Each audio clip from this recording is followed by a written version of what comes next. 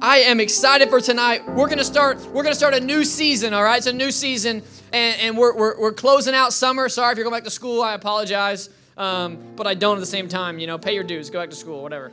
The state says go back to school, but. Summer is ending. The fall is beginning. It's a new season, and I think it appropriate we begin a new season with our time here in God's Word. We just finished studying an incredible book as we looked at what we titled "Authentic People," studying an early church in the New Testament, and now I want us to look to the Old Testament primarily for the next few weeks studying, and it's going to be really exciting. I want to share with you just right out of the gate, if that's all right.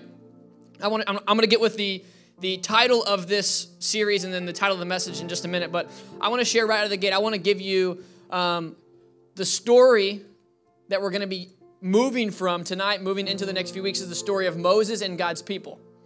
Some of you know the Israelites and you know Moses, some of you don't. And so I just want to give you some background before I'm talking about a guy you've never heard of and a people you haven't heard of. So let me just start at the beginning and trace from the beginning of the Bible to the spot we're in supersonic speed. And if it helps you, and this is the first time you're hearing this, it may be some great things to jot down for notes, just so you can have a timeline of which you're understanding this. And so in Genesis chapter 1, God breathed and spoke creation to be.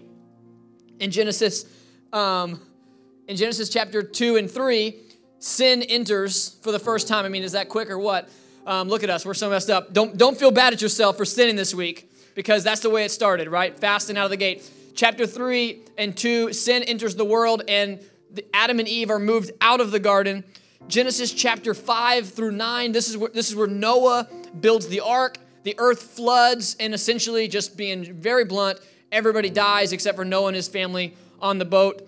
In Genesis chapter 12, this is when Abram, who we later know as Abraham, God changed his name. This is when God calls him, better yet, sends him and tells him to go into a new land, and he will make him his descendants as many as the seashore. He'll make him a great nation, he says. And then that's in chapter 12 of Genesis. 10 chapters later, around chapter 22 of Genesis, that's when Abram,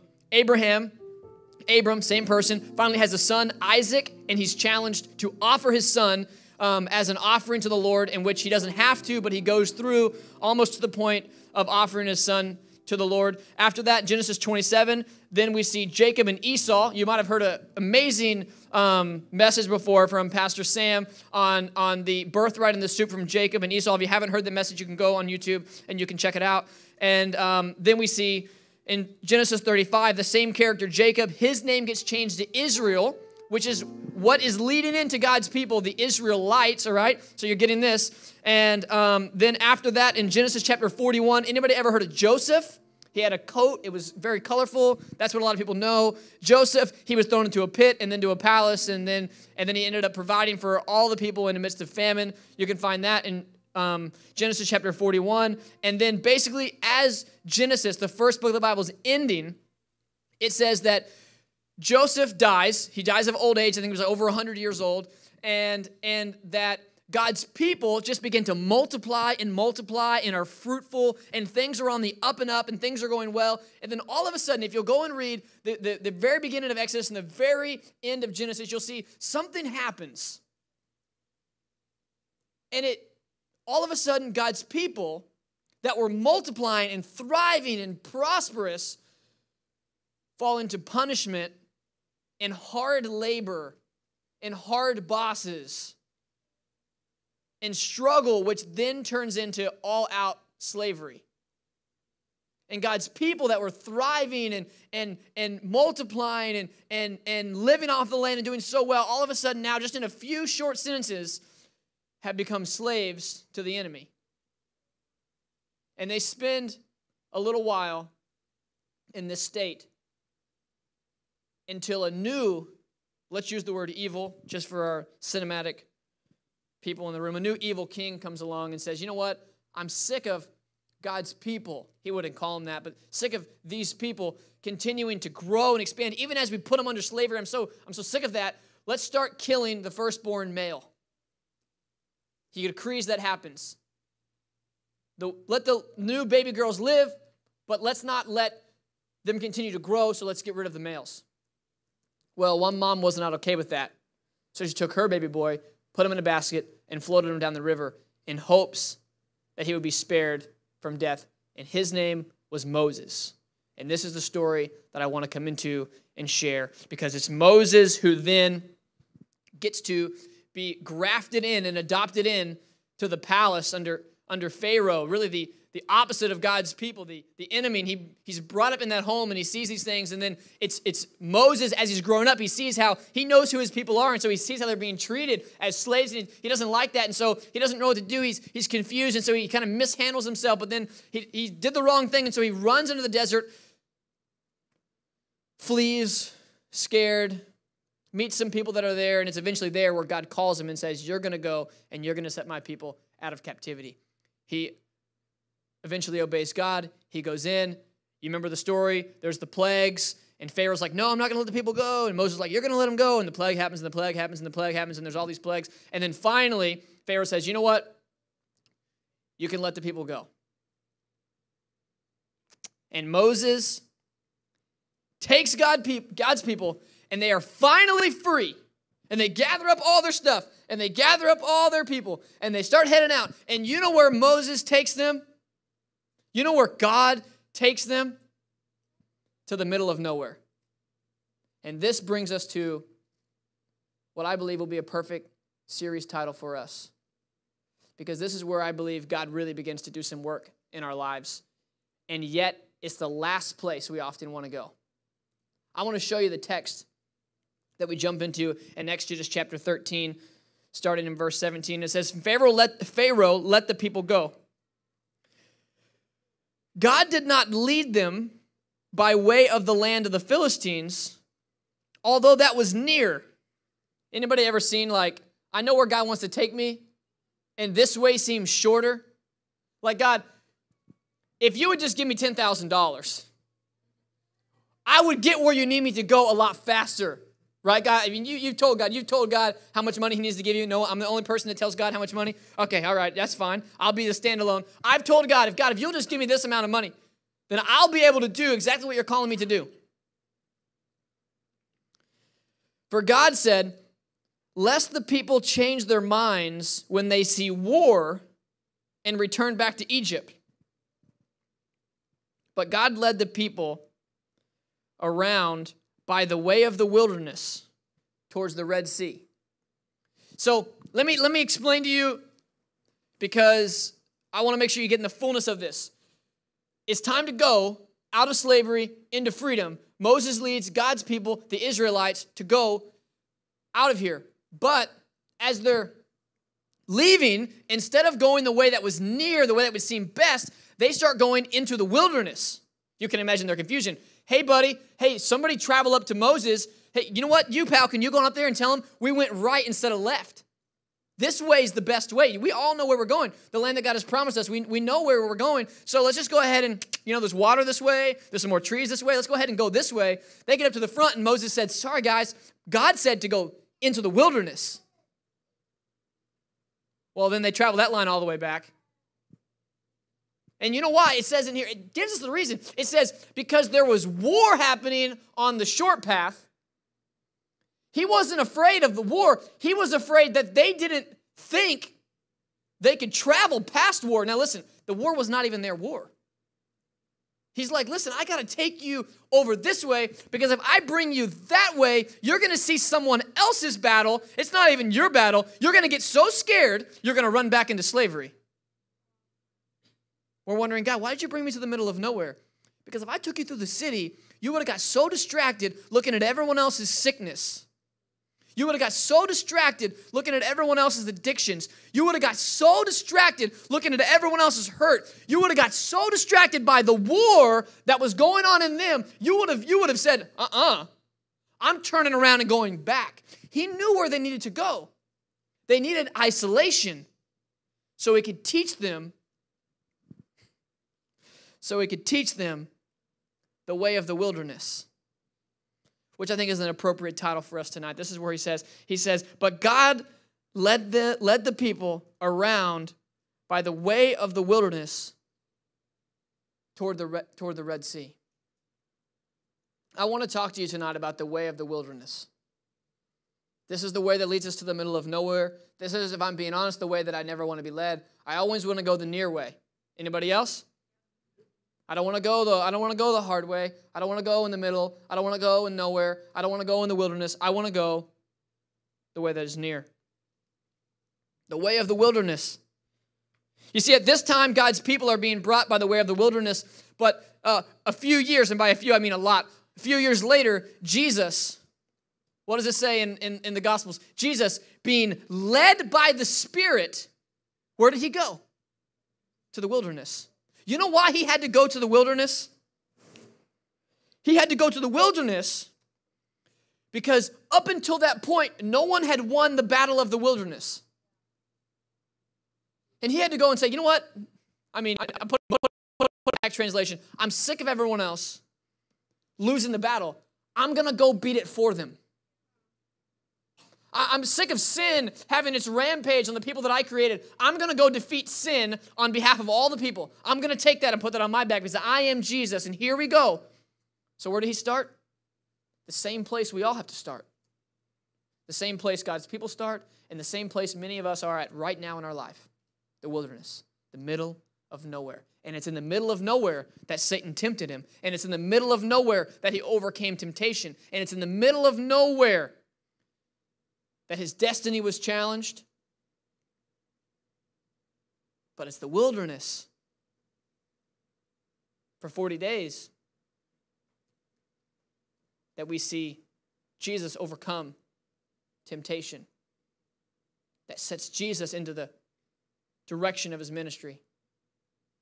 But we don't want to go. We don't want to go even now that it's already been won. We still don't want to go. Maybe because we doubt that it's been defeated for us, and maybe because we're just too scared, or maybe because we just want to run back to what we used to know. But I'm saying we've got to go. There's only one way, and this is the way the Spirit leads. And many times, he leads us to the middle of nowhere. So, knowing that it's the places that are more difficult to go that bring us greater deliverance, we walk forward in our faith in this moment to allow ourselves to acknowledge that place. I read this quote to you. It says, writing to us now as a modern people, we are a wilderness people. We, the new Israel, we become campers and wilderness dwellers. In the pages of Scripture, the wilderness is not only a thick, mossy forest with towering trees or a sandy desert with oppressively hot days followed by frigid, windy nights. It is also a metaphor for a barren, in-between place of trial. Thankfully, the wilderness is also the ideal setting for the presence of God to be displayed. And this is why he had to take them, because there was nothing else there. The one guarantee that we have, this is the one guarantee we have when we're walking in the middle of nowhere, when we're going, what does it say? Let me show you again. What does it say? It says that he took them by way of the wilderness. When we're going by way of the wilderness, the one thing we can guarantee, God's presence is there. This is our only guarantee. Sometimes they did not have water. Sometimes they did not have food. Sometimes they did not have shelter. What was it? It was hot, and then it was cold, and then it was cold, and then it was hot. They were tired. Their feet hurt. The one thing they had, the presence of God. And that's the tough part for many Christians. We want God's presence and for him to supply our needs. Come on, that's all we're asking, God. We want your presence and we want our needs met. And God, we want your presence and we want you to provide for us because we got bills to pay. Is that too much to ask, God? We want your presence and we want to get more than 5 hours of sleep because we're tired. Can you give us more than, God, can we have your presence and can we have enough sleep at night because we're tired? That's all we're asking, God. God, can we have your presence and that you have called me to be in school, and you know that you've called me to pay for school because it's hard to be in school and not pay for school. God, I want your presence, and I want enough money to pay for school. I don't need $1 more. But this was not the lesson. The reason he took them to the wilderness was not to learn what else they needed besides God. The reason that he brought them to the middle of nowhere, and the reason that many of us are walking through the middle of nowhere, and the reason that God is calling us to be in the middle of nowhere, and the reason that he's calling us not to go, listen here, he's not calling us to go to the desert. He's calling us to go through the desert. And the reason that he's calling us to go through the desert, the reason he's calling us to go through the wilderness, the reason that he's calling us to go through the middle of nowhere is so that we will say, we don't need anything else except only God's presence. God, I don't want your presence and enough money. I don't want your presence and enough sleep. I don't want your presence and enough time. I don't want your presence in anything. I just and only want your presence. The power in that is that his presence supplieth all needs. And when I stop saying, God, I need your presence and I say, God, I want your presence only, I find all the things that I need, and to be honest, the things that I want in the presence of God. Because I've said, this is the only thing. Just give me your presence, God. I don't need your presence and enough rest. I find rest in your presence. I don't need your presence and provision. Your presence is my provision. And when I land on this, when I'm willing to walk in a place where God can take my hand and take me where other people are not going so he can teach me what others do not know. And now he's saying, it's my presence that parts the Red Sea. It's my presence that brings water out of the rock. It's my presence that makes bread fall from the sky. It's my presence that writes on a stone to give the 10 Commandments. You see, we want to think that God, and many of us might misunderstand the story. Maybe not, but let me clear this up. Our minds are wired to think the reason that they went into the wilderness is because God's people were bad, they couldn't obey, they couldn't do what God called them to do, and so he sent them into the wilderness. No. Go read the story. This is not what happened. He sent them into the wilderness to learn that he is God alone, and his presence is all they need. He sent them back into the wilderness the second time because they were bad. They disobeyed, and they couldn't obey. The second time. I ain't trying to go twice. I'm trying to go once, man. I didn't want to go the first time. I sure ain't going twice. So in his presence, he supplies all needs. Psalms 81, chapter 10. I am the Lord your God, who brought you up out of the land of Egypt. This is literally talking about the same story. Open wide your mouth, and I will fill it. You will not be hungry. You will not have a need. You will not have lack. If I have lack, then here's what I can guarantee. I have not been in the presence of God. Because in the presence of God, there is only fullness that is met. There is no lack. No lack exists there. So if I'm lacking something, I can either say, God does not have it for me. It is not what I need. Or I'm not in the presence of God. Philippians chapter 4:19. We should know this verse. And God will supply every need of yours according to what?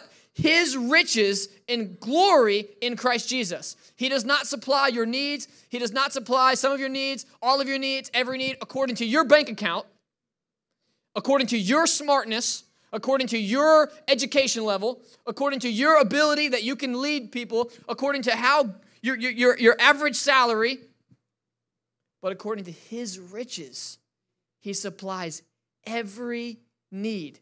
It says, and my God will supply.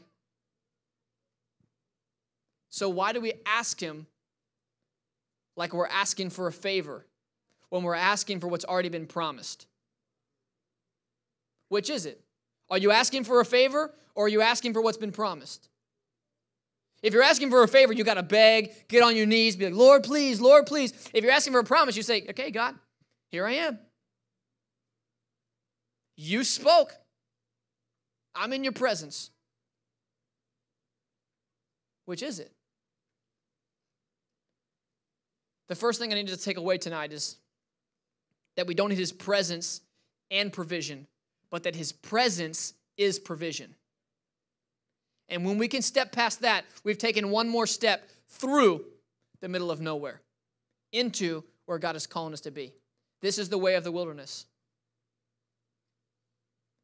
This is the way that it'd be easier to turn back. This is the way that's not short. This is the way that may not be easy. But this is the way of provision. God can provide because he has overcome. And because he has overcome, he can rest. Because he can rest, he can give rest. And this is why we need not ask for God's presence and peace, or God's presence and enough sleep, God's presence and enough time, because he has already given us inside his presence fullness of rest. And so when I wake up, come on, I'm shooting. I cannot shoot any straighter. When I wake up and I am not rested, it is not because God's presence is not full of rest. It's because I'm an idiot. I must not have managed my time well. I must not be placing my worries on him. I'm not saying you. I'm saying me. You speak for you. I'll speak for me. But when someone says, Mac, how are you doing? And I'm like, man, I'm tired. Well, something's wrong. I get tired when I work hard. But when I work hard, I'm still at rest. So am I tired because I've worked hard, or am I tired because I'm trying to do the work that I don't think God's going to do? When I rest, now I'm not saying go sit in your room, do nothing, be lazy. I'm talking about your spirit being completely at rest with all that God is doing. I'm not saying you don't have to walk with your own feet through the wilderness. I'm not saying the desert ain't hot and cold. I'm not saying the sand don't burn you ever walk through? Me and my wife were on the beach. There's nothing like the desert, let me tell you what. But we were on the beach and sand was there. Sand sometimes is in the desert. And a big storm was coming and we were walking and the sand just came across in the wind. And I'm in my swim trunks, getting my suntan on. I got no shirt on, nothing like that. And it just hits you in the face, in the ears, and it burnt. I'm like, we stopped dead in our tracks because the wind was so strong, the storm was coming, and all that sand, I felt like I got sand blasted. But I can still be at rest. Well, Mac, how could you do that? Well, let me tell you. Because Matthew chapter 11, verse 28 tells me, come to me, all who labor and are heavy laden, and I will give you rest. And when I rest in God, get this, the craziest thing. This is not how the world works. This is how it works in the Spirit. When I rest in God, God will accomplish more than I can when I work. I work and I work and I work. I cannot accomplish enough as I do when my spirit is at rest. And if we can walk out tonight into next week and the rest of our life, knowing that in the presence of God is fullness of provision, and the presence of God is fullness of rest, we've learned essentially the two things that sent the Israelites back into the wilderness the second time. Exodus chapter 33, verse 14. And he said, this is God, my presence will go with you, and I will give you rest. I could stop right there, but I want to read the rest of the text for you because I want you to really get this conversation between Moses and God. And he said to him, if your presence will not go with me, do not bring us up from here. For how shall it be known that I have favor in your sight, I and your people? Is it not in your going with us, so that we are distinct, I and your people, from every other people on the face of the earth? And the Lord said to Moses, this very thing that you have spoken, I will do. For you have found favor in my sight, and I know you by name. He says, you go, and my presence will be with you. And Moses says, we don't want to go unless your presence is with us, because this is the only thing that distinguishes us from all the other people in the world. Because everybody has to walk through something, and everybody loses somebody, and everybody doesn't have enough, and everybody has a worry, and everybody has anxiety, and everybody has fear, and everybody walks through this. But the one thing that separates me and you from all the other people on the face of the earth is that God's presence is with me, and there's nothing else. There's nothing else. We essentially can all look the same. But the presence of God is what walks with me when I walk through, not to the middle of nowhere. And that's the fullness of what I need.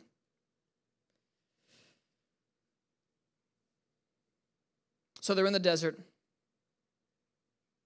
They're walking through, and he's walking with them, and he says, let me go back to this rest of this verse here when he's taking him out of the desert. Okay, so I'm back in Exodus chapter 13, starting verse 17 through 22. I read verse 21 of Exodus chapter 13. It says this, and the Lord went before them by day in a pillar of cloud to lead them along the way, and by night in a pillar of fire to give them light, that they may travel by day and night. Verse 22, the pillar of the cloud by day, the pillar of the fire by night did not depart from the people. So I wanted to know, this is when they're leaving. They're out of slavery. They're going in. They see the short path. They think, we should go this way. God says, go this way. They think, no, that's the desert. We don't want to go that way. But God says, you're going to go this way. This is the way I'm leading you. And I'm going to be with you. Here's my promise and my seal that I'm with you. By day, there's going to be a cloud leading you everywhere you go. And by night, there's going to be fire. I will not depart this from you. It's not until they were at the place where God was leading them to be that the fire and the cloud went away. Hold a second. You're telling me, because it says in Scripture, now the fire and the cloud ceased. Before that, it never says that. It said, will not depart from you. And so I want to know, okay, I was kind of thinking, just being honest with you, I was thinking way back when I had these thoughts was, as they were being first led, like maybe to the Red Sea, right? That's the first kind of like thing that happens. They get to the Red Sea. It's daytime. The cloud is there. And then Moses takes the stick. Remember this story? You've heard it before. Takes the stick. He puts it out over. The sea parts, dry land. The people go out across it. And then maybe then like the whole like cloud and fire thing stop. It doesn't stop. So you're telling me that after they got across the Red Sea, there was still a cloud or a fire night and day. And then you're telling me that the next thing that happened is the people got thirsty because they walked for 3 days and they didn't have any water. And you would probably complain too, and so would I. And so they started grumbling. They said, Moses, why is there no water? Why have you brought us here? Let's go back to slavery. The whole time that's happening, there's a cloud that mysteriously is right here leading them along the way. And then at night, it turns into a fire. And they're wondering if God is with them. You would say this, because we're smart people. You would say, yeah, but if it were me, and God said, I'll give you a fire floating in the sky, I wouldn't doubt him. And I'd say, after a month, you'd probably think it was normal, and you'd forget about it. And you'd start saying, God, what else you got? Because we would get discontent with his presence alone and start wanting something else. And so my question is, if his presence was fullness of rest and fullness of provision, then why did they ever complain that they didn't have anything to drink? God was probably thinking, all you had to do was ask. I'll make water come out of wherever you want. And sure enough, that's what he did. He made it come out of a rock. And then what happened? They went And they got hungry. So they complained again. Go to chapter 16, 17, 18 of Exodus and read it. I'm like, wait, did you forget that the fire was there in the sky, leading you for the last 20 days? So then they go where? They go to Mount Sinai. Moses goes up. Well, while Moses goes up one of the nights with the pillar of fire there, they decide, we don't know if Moses is coming back or not. We better do our own thing.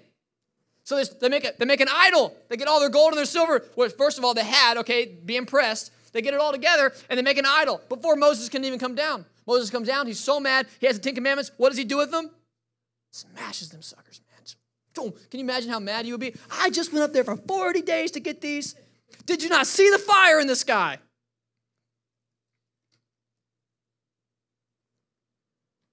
I wanted to title it. I thought The Way of the Wilderness was best, but I wrestled with this. I wanted to title it, God is present, but do we see him? Because I feel like, man, he's here. They just forgot to look for him. They just forgot he was here. And this is the very same thing we do. We just forgot that his presence supplies all need and fullness of rest. And so we started looking for something else to give us rest. And no matter how much we smoke, or no matter how much we drink, or no matter how much we have sex, we will never find the provision of the rest that we need. It will only come from him and only from his presence alone. So he takes them to the desert. And they're like, this is what they keep saying over and over again. This is their over-dramatic, totally, perfectly normal United Citizenship of Texas response. Like, we're our own place. You know, Texas, I got the United States, and you got Texas, right? Y'all didn't hear that. We're going to do our own thing soon. This is their response. God, you brought us here to kill us. You brought us here so we would die. Every time. They got a cloud of fire burning in the sky, leading them at night. And they're like, God, you've left us here to die. We're thirsty. You want to kill us, God. We're hungry. You want to kill. This is their overdramatic every single time. And is this not what we do in our own way? We think, God, what have you done?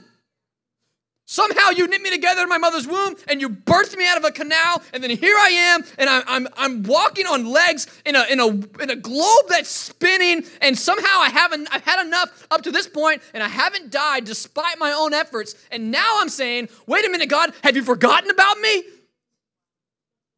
He's like, no. You think you made it this far on your own? Bro, I moved so many things so you wouldn't die earlier. You were texting and driving right into that light, and I was like, car, stop. He turned left. You don't even know why he turned left. He's like, why did I turn left? You ever done that? You ever been driving before, and you turned right, and you're like, why did I do that? That's probably just God saying, you know what? Someone was texting and driving, and you just needed to avoid him right there in that moment, save their little innocent life. And we wonder, is he with us, and did he bring us here to die? And here's what I say. I say, he didn't bring you to the middle of nowhere so that you would die. But he brought you to the middle of nowhere because something needs to die. It wasn't to kill you. It was to kill something else. Because in the desert, there are things that needed to die. In the desert, depression needed to die. In the desert, fear needed to die. In the desert, pride needed to be buried in the dirt. In the desert, the worry that they had needed to die. In the desert, the stress needed to die. In the desert, the mindset of slavery needed to die. But they kept thinking he was trying to kill them. He's not trying to kill you. He's not trying to kill me. He's trying to kill the things that are attaching themselves to me. And since they're attached to me, he takes me through the place that kills. But even though I walk through the valley of the shadow of death, I fear no evil. Because why? I have a lot of guns? No, that's not why. I'm strong as an ox? Sure ain't. Cunning like a fox? No. Because you are with me, it says. Your rod and your staff, they comfort me. Why do they comfort me? Because they protect me. And so to the person that,